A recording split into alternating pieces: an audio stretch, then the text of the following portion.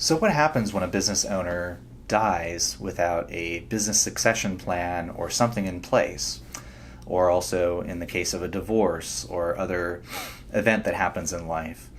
So if there isn't a shareholders agreement, buy-sell agreement, some type of business succession plan in place, then oftentimes, for example, in the death of someone who's married in a community property state like California, oftentimes the ownership, let's say they're a 50% owner, might have been community property, and in some cases it could just go directly to the spouse.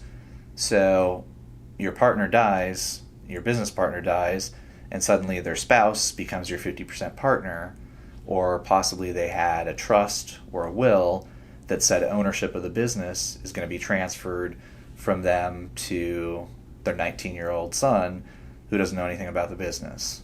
That can be a problem. So those are issues, including also with a divorce.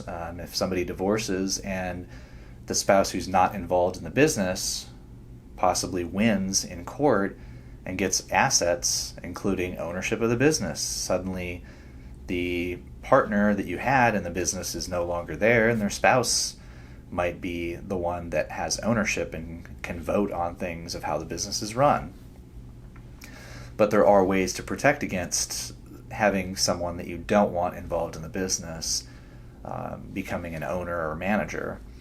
So typically what's done is a buy-sell agreement or a shareholders agreement, which are agreements between the owners that are put in writing that cover events like certain triggers, death, disability, incapacity, retirement. These are all things that happen, or somebody wants to sell to an outside third party, or they just want to walk away from the business.